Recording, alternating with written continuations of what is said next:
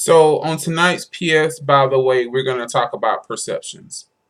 And when I go into perceptions, I'm also going to go into other pieces to the puzzle aside from just perceptions.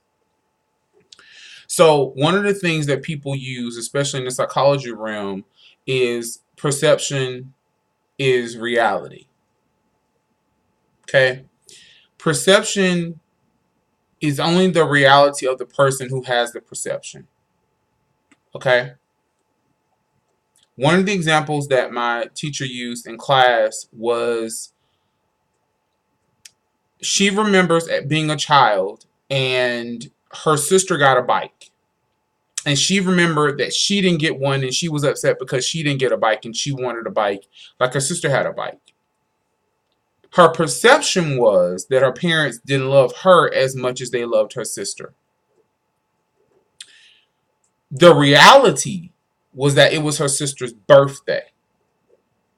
Okay? It was her birthday. So, of course, her sister will get something for her birthday, but she didn't put that into context, which leads me into this. Context actually matters when it comes to perceptions because you may have a perception about something, but that doesn't actually mean that your reality is in check. Having a perception means that you have an idea that something may be a certain way or that it might be happening this way. The reason why I say context matters is because you have to be able to separate um, reality from perception.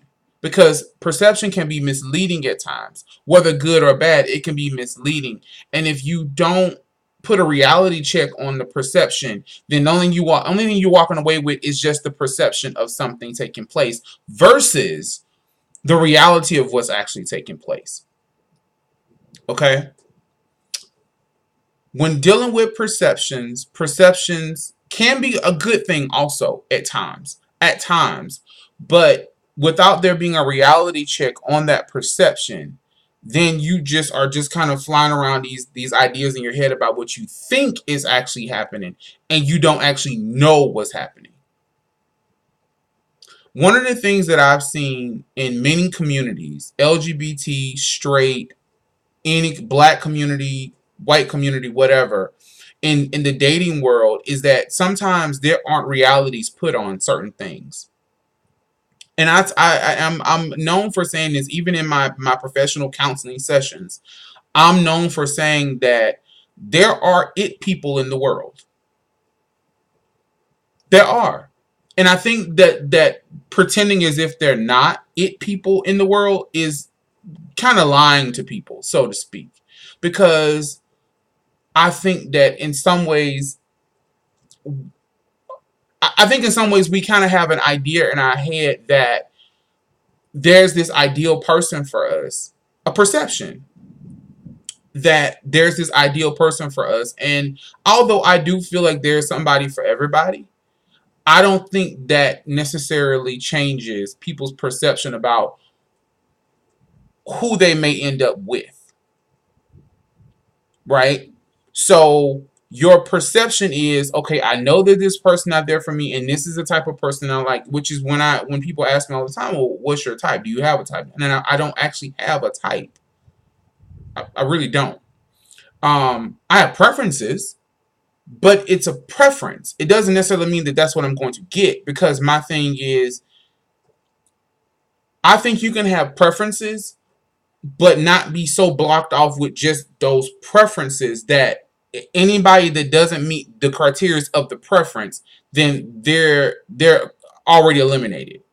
And I think that's kind of one of the hindrances when it comes to perception in relationships is that we get so caught up in this idea that, well, these are my preferences, so if you don't match these preferences, then you can't be a part of what I got going on, whether that's friendship, whether that's relationship, whether that's just sexual encounters, whatever. Now when it comes to sexual encounters, I feel like if you're not sexually, and now this is just purely based off sex, this has absolutely nothing to do with actually dating somebody. I mean literally having sex. And there's a difference between dating somebody and having sex with somebody.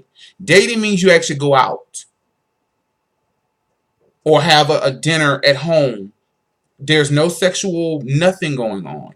I mean, a handshake, a hug, a kiss, whatever, that's one thing, but intercourse. So this idea that your preferences now have boxed you into this, your perceptions slash preferences have put you into this box, and nothing and no one is going to bring you out of that box except this special person, this unicorn that appears and takes you out of your perception, slash preferences.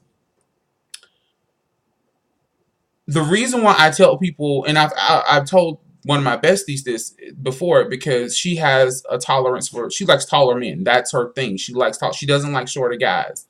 And one of the things she kept, kind of getting in her life was shorter guys. And she's like, I hate shorter guys. I really hate short guys. I don't like short guys. And my advice to her was, don't close yourself off from the possibility of being with a really great person who just may not be the same height as you. Which she's like 5'10". I'm 6 feet tall. She's 5'10", and she doesn't want anybody that's shorter than her because she likes tall men. And my thing is, there's nothing wrong with having that preference, but don't close yourself off just because, well, I prefer tall men. Oh, okay. But are you just looking for a tall person, or are you looking for a person that's actually going to be good to you that just happen to be tall?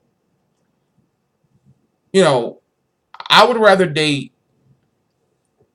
a slew of people that have different personalities, that I might say, okay, you know what? I think I like this person more because of this, this, and this.